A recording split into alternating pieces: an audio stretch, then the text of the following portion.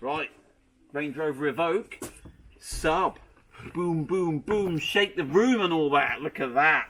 So this is a Range Rover Evoque Subwoofer, and it lives under the driver's seat, and we're going to have a play with this. Now, apparently this, hold on George, here you go, zoom in, get that part number there. It's got your initials on there, look, GJ32. Right, now this is the later one, okay? So I'm going to go and have a look and see if the later one's any better than the other one. So we'll have a little look at the speaker, we'll have a measure to see what the resistance is of it. We'll have a look at the dimensions, but this is the later one. Apparently that's £600 from Land Rover. The old one's £300. So I'm hoping that this is, I didn't pay 600, I got it off eBay. But we'll have a look, if this is 300 quid's worth more than the one in there. Right, let's go and have a look, enough waffling, right. Come on in, come on in. Right, so we've got to take the front seat out, or at least we've got to unbolt it and tip it back. Now, we did this on the other side, but I've been thinking, George, I've been doing a bit of that.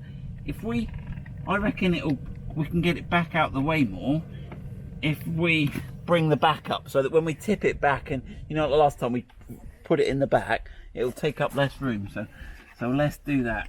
Right then. Right, here we go. We've got an E25, isn't it? E12 socket to undo these funky nuts down there. Have a look at those funky bolts, George.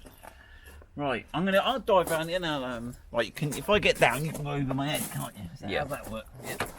Right, and let's have a go. So we've got 4 of these. So I'll undo the front 2, and then we'll slide the seat forward and undo the back 2. I need my impact driver, don't I?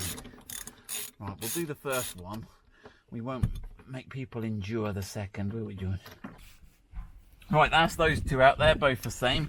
So let's slide this. Hold on, has he stopped working again now?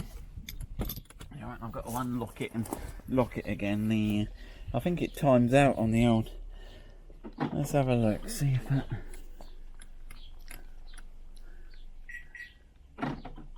Oh, it's not going to let me do it. Let's get a bit of ignition.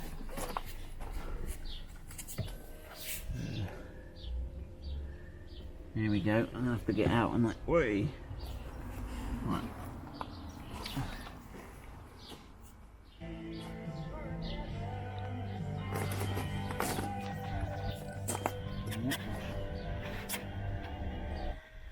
Right, okay, now let's dive in the back and get those rear. Oh, we've got all the backing pieces. Alright, if I get here, George, can you see in there? Yeah.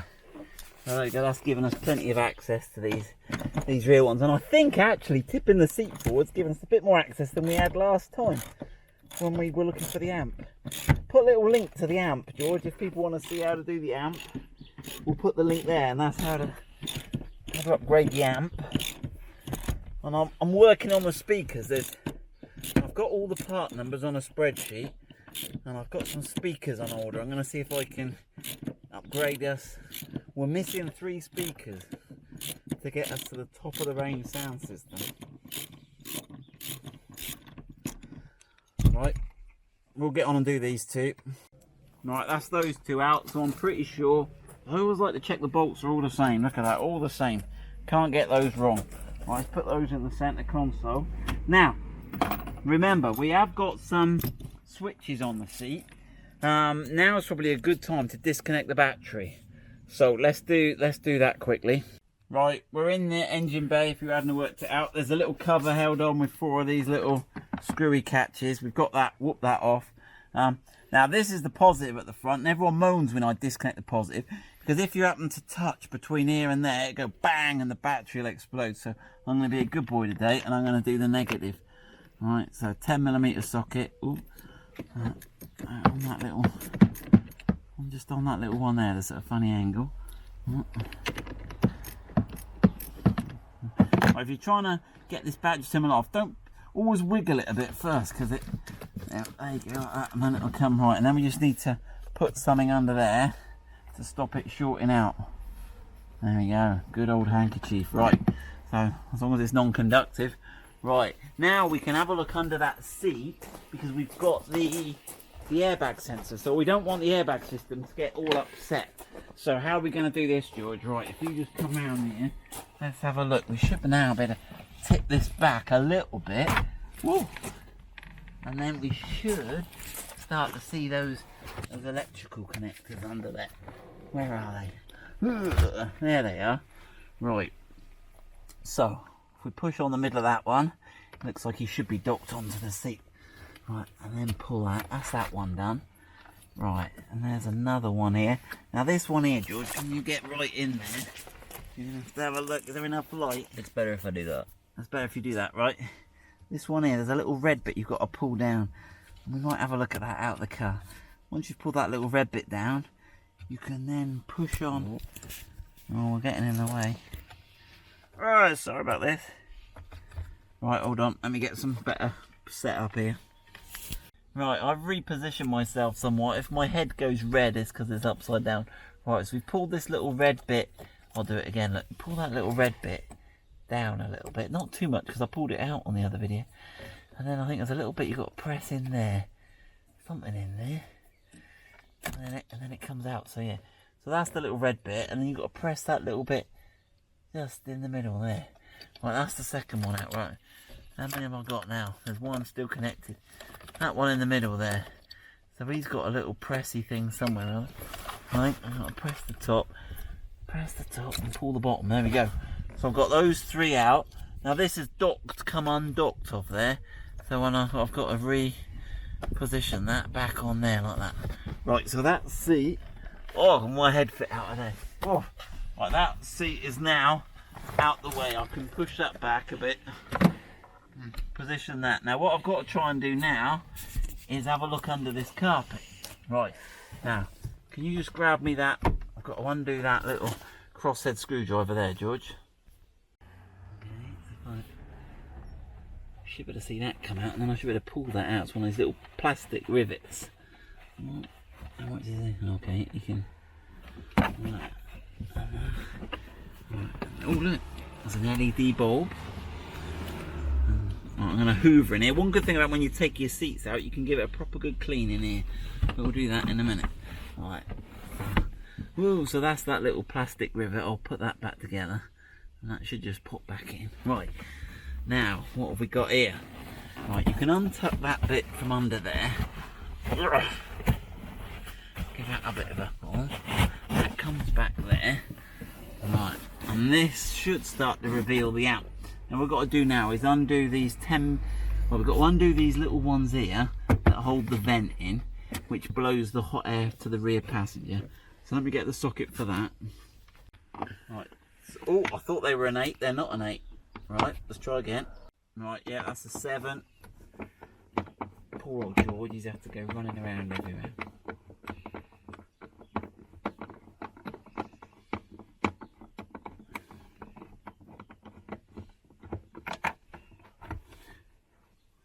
Right, so they're a sort of funky, sort of semi-self-tappery thing, those. Right, have that up here. I don't think they were like that on the other side, George. But this, I think, is going into the amp, to the subwoofer plastic. There's the connector for the subwoofer. So if you're looking whether you've got one or not, you might get away with just peeking under that corner bit of trim. Right, he's the same as the other one. Right, now, if he's like the other side, I've never done this before, but I've done it on the other side, so I'm sort of making it up. Right, so that's going to go back in there. Right, gone. Right, now what have we got? Now I think we can sort of have a peek under here. Whoa, where does he go? Right. How far back does he go?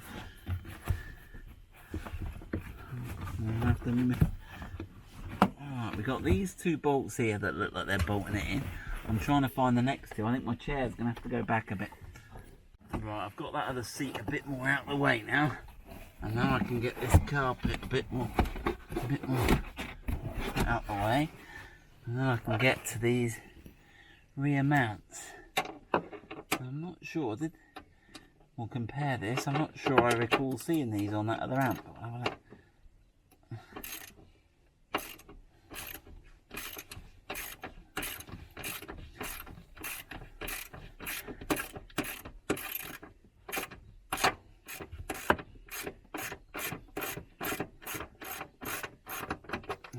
get one out and then we'll do the others on our own. Show you the first one. Right, so we'll have a look at the others. Right, all 4 bolts were the same there, same length, same. Well, what have we got going on here? We've got this wire. Now, has he got a little push fixing into there? Yeah, he's got a little barb fixing in there, so we'll get him out. He's clocked in, right, and then this has got a little bit of tape on him. Why has he got a little bit of tape on him? We haven't been in there, right. Now, right, so there's the little pushy bit there, George, you got that? So I've got to push that down and then separate that, okay? Don't know what the sticky tape's all about. Now, that was moving when I was pulling on that, wasn't it? So let's have a go at lifting that out. Hold on. Right, that seems to be coming out. Right, so there is the amp. Right, now let's go and compare it to the other one. George has just pointed out to me, in that way that only teenagers can, that is not an amp, that is a subwoofer. And of course he's correct. Right, let's go and compare it to the other one. Right, so here are the 2 subs, right? Now we're looking at it. Now we've got it sort of the same way around, and you can see the spacing that they've got plastic brackets replace metal brackets, but this one is sort of offset. It almost looks like we've got a left-hand drive, right-hand drive. It looks like if it was that way, it would be correct. It looks like they've given me one for a left-hand drive car, because look, the connector's on that side there. So I think we've got the wrong one there. I need to double check that. I think that's for a different thing. Right, but let's have a look. The speaker, the actual speaker looks pretty much the same, doesn't it? We'll do some resistance checks and see what the ohmage is on it. The casing looks the same. I'm pretty sure it's sort of a... Obviously, the later one has got these plastic brackets. The early one's got the metal brackets. So I'm going to go online inside now and have a look on the online. It's got Evoque there for Evoque. The connector, let's have a look if the connectors are the same. Bear with me. So yeah, they're the same connectors. Right, so I'll go and look at the part number. Oh no, and I'll get the multimeter out and we'll have a look at the resistance.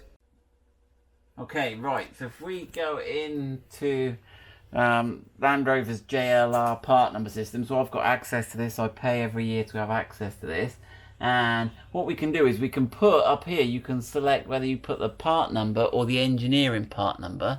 So if I put the engineering part number, oh, I've just deleted it, it was there. I wonder if it'll come up. No, it won't. GJ32. Now this is the number that you get on most Land Rover parts that's here. So it's this GJ32 1808 AC, but you got to put it in without any spaces or any hyphens, like that. You got that, and then if we press go here, it will tell us all the vehicles it's used in. So it's saying Range Rover Evoque 2012. It's a speaker, and it's used in the Halewood system with 600 watt, 1280 watt, 600 watts. So it's used in the Chinese ones here, the Chengdu China ones, and the Halewood ones. So it's a bit more, and it will also give us the diagram here. If we go on this view section, and we can see where it is, and it's this bit here. But from the picture, it's a bit unclear as to whether it's on which side of the car it's on.